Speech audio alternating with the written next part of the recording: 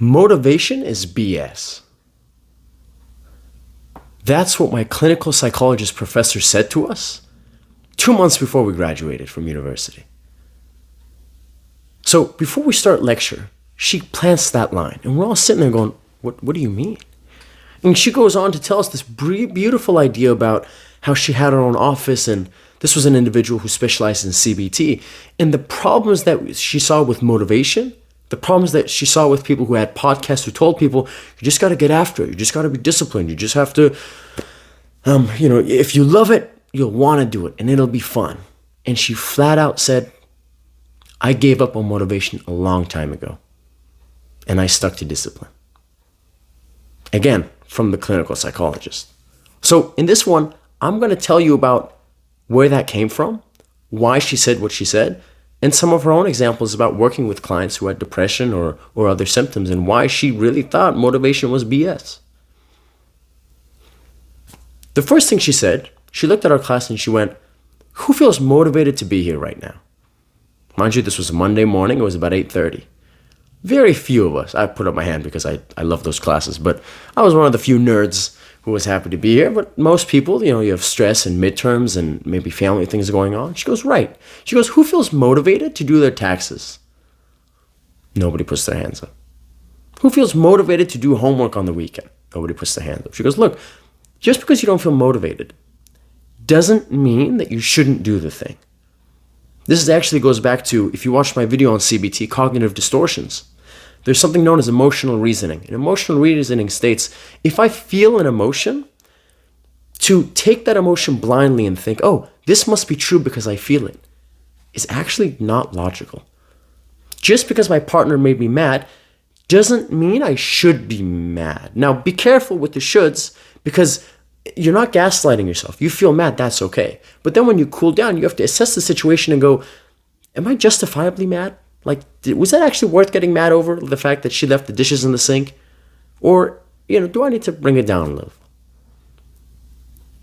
So my professor goes, listen, clients walk into the room, and I tell them, all right, we're going to start putting your life back together. Here's a couple of different options.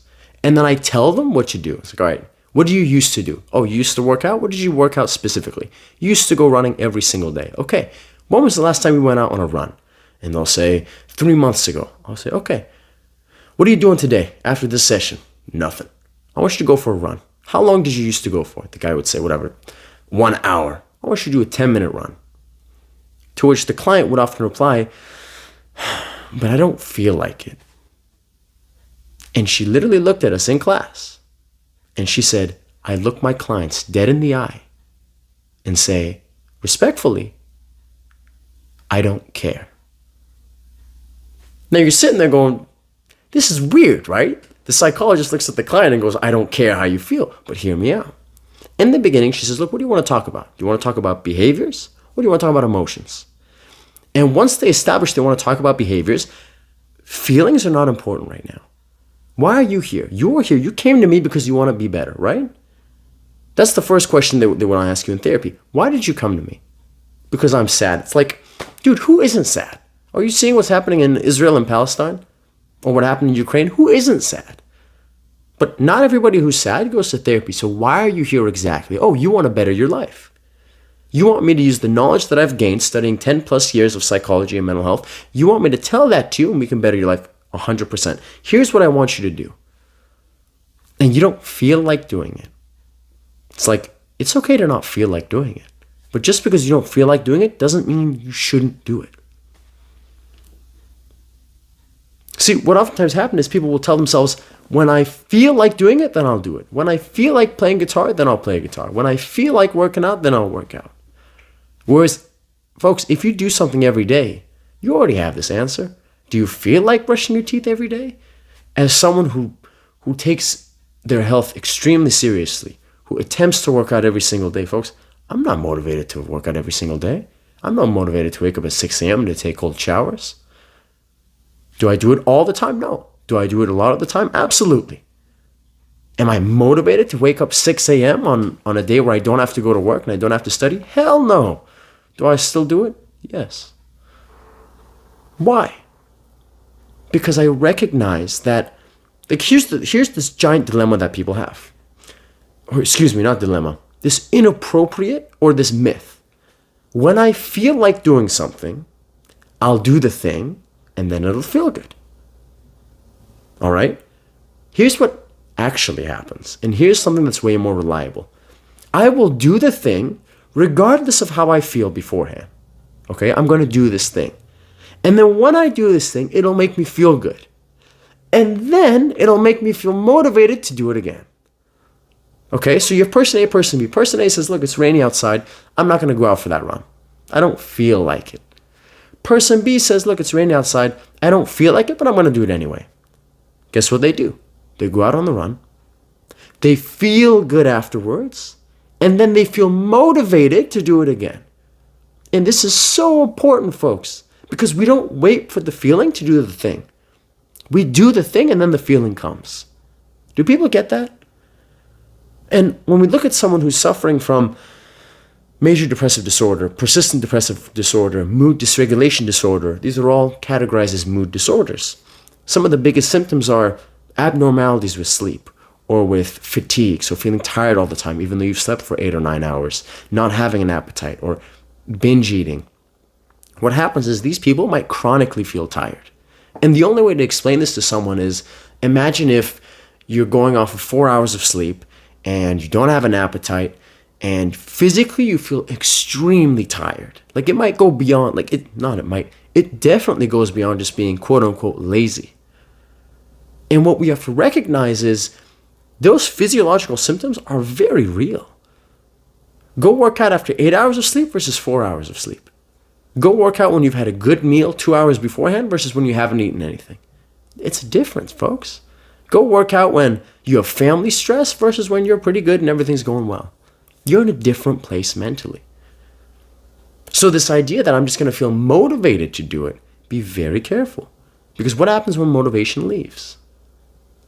Motivation is not something you can count on to be there every single morning. Or if you can, please reach out to me immediately because I'd love to know. Because if I had more motivation to take those cold showers and to work out every day and to study every day, it would make my life a lot easier. But what ends up happening is motivation comes and goes. And then we have to rely on discipline. Doing the thing that we don't necessarily want to do in the moment. And when we do that thing, then we feel good. And then we feel more motivated to do it again.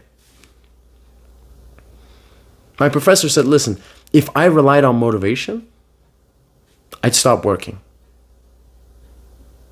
And nobody would go to therapy. Why? It takes discipline to get help.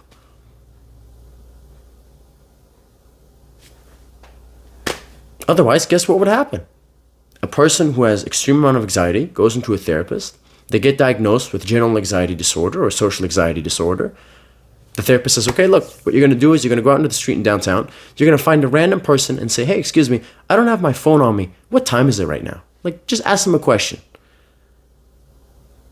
And guess what the person's going to say? It's like, no, I just told you I'm terrified. No. Thinking about that makes me feel terrified. I'm not going to do it.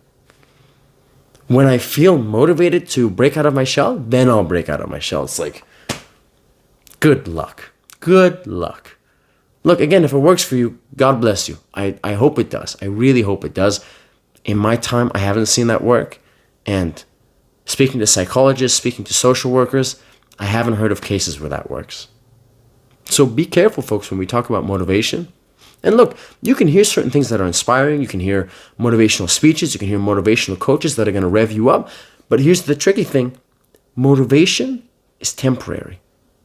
You might be motivated at the beginning of a workout, but there's no guarantee it's going to be there throughout the entire thing. When you go to a seminar or you listen to one of these videos, you might, yeah, Daniel, awesome, I'm motivated. You said it, discipline. Then you turn off this video and you're going to press on the next suggested video, which is going to be about Love is Blind or that other one, Too Hot to Handle, or maybe something about Israel and Palestine. You're going to totally forget everything that I've just said.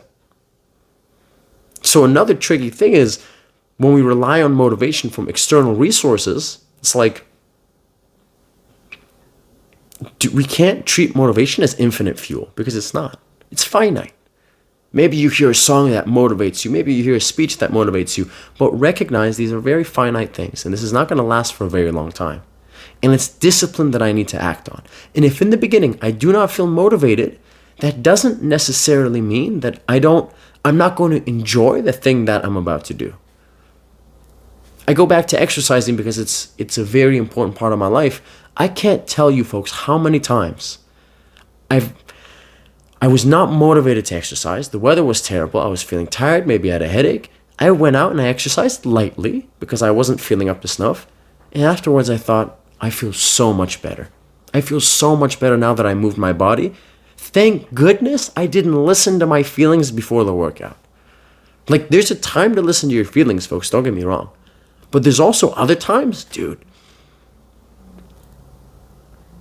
So be careful when people talk about motivation and I don't feel motivated to do X. It's like, oh, you're in high school. I don't feel motivated to do my pre-calculus homework. It's like, yeah, I'm really shocked. Come on, folks, what are we doing? What are we doing? You know, the guy that we see wake up at 6 a.m. getting his workouts in and cold showers and that, you think he's motivated all the time? No, of course not. Of course not. You think people are always motivated to go on date nights? I don't think so. Sometimes, absolutely. And other times, it's like, look, I just haven't seen you enough. And we need to catch up. Even though I'm tired, even though I've had a long day, let's go out. You know, we'll go home early. But at least for an hour and a half, 2 hours, I want to see you. That requires discipline too. So good people, if you take one thing from this video is this. Be very careful when relying on motivation and turn towards discipline in your times of need. Why? Motivation will not always be there. But discipline will always be there as long as you choose to exercise it. Thank you very much for listening, everybody. Have an amazing time going out on that run, applying to that scholarship, asking out the guy or girl of your dreams, using discipline, and not being motivated to do it. I'm extremely proud of you, and I can't wait to hear about what you've been able to do using discipline, not relying on motivation. Thank you very much, everybody. Take care. Bye-bye.